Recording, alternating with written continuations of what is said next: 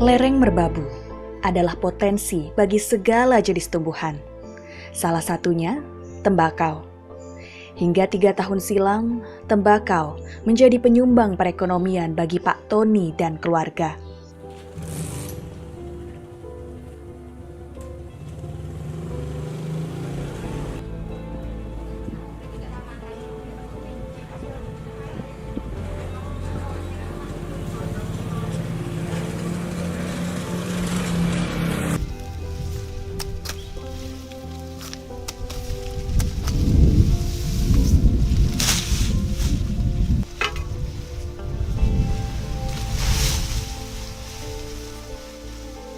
Nama saya Tony, saya berprofesi sebagai petani di lereng Merbabu.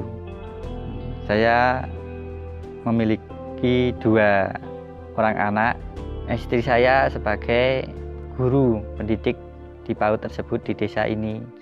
Selain itu dia juga sebagai ibu petani.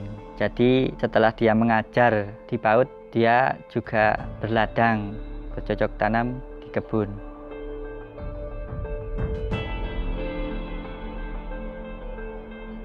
Desa ini berada di ketinggian 2000 sampai 2500 meter di atas permukaan laut. Potensial sekali Kelurahan Ketundan ini untuk budidaya tanaman sayuran atau hortikultura.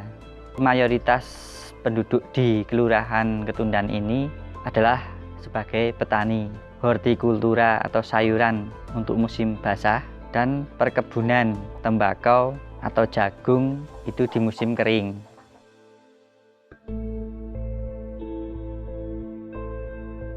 Setelah saya hampir setiap tahun, 5 tahun pertama itu menanam tembakau, saya mulai berpikir dan mempertimbangkan, benarkah tanaman tembakau ini benar-benar bisa diandalkan atau bisa menunjang perekonomian keluarga. Namun di tahun 2016, ia harus jatuh dan menelan pahitnya kerugian akibat judi harga tembakau. Sekitar tahun 2016 itu terakhir kali saya tanam tembakau. Tanaman tembakau saya itu waktu itu pertumbuhannya kurang optimal sehingga mempengaruhi nilai jual. Saat itu nilai jual jatuh dan pembayaran pun tidak selesai.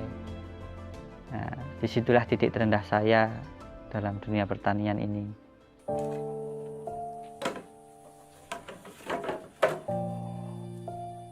Saat kita mengalami kegagalan ketika pembayaran cash tembakau belum terbayar lunas, sedangkan kita harus modal untuk tanam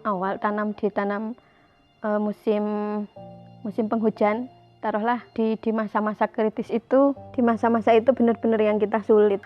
Nah, di situ sampai saya untuk memulai lagi bercocok tanam untuk musim berikutnya itu saya tidak mampu. Nah, di situ sampai saya menjaminkan sebuah aset pertanian yang saya miliki untuk mendapatkan sebuah pinjaman keuangan dari lembaga keuangan.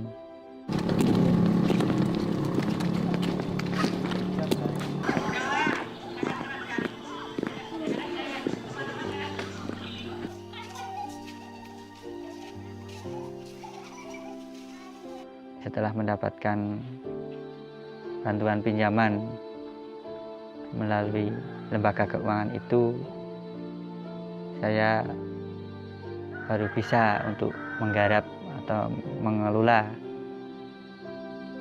tanah pertanian saya. Nah, disitukah saya memulai sebuah pemikiran atau inovasi, gagasan untuk menerapkan sebuah pertanian dengan konsep terpadu dengan komoditas unggulan. Pertanian terpadu pada dasarnya adalah sebuah konsep pertanian yang menggabungkan 2 atau 3 bahkan bisa lebih kegiatan pertanian yang saling berkaitan, sehingga diharapkan mampu menekan biaya produksi dan meningkatkan pendapatan petani. Di sini dimulai dari konsep pola tanam yang berkelanjutan tanpa mengenal musim kemarau atau musim kering, dikarenakan di lahan pertanian sudah tersedia embung mini dan mengangkat air dari sungai. Jadi hasil pertanian saya kontinu dan mampu melayani permintaan stok bahan produksi industri. Ya seperti cabai contohnya, saya kirim ke PT Indofood. Untuk mensuplai kebutuhan pupuk di lahan pertanian horti saya mendukungnya dengan peternakan. Di sini ada ternak sapi, ternak domba, dan juga kotoran ternak kami gunakan sebagai gas pengganti LPG. Kemudian dari sisa kotoran biogas kami gunakan sebagai bahan dasar persemaian benih.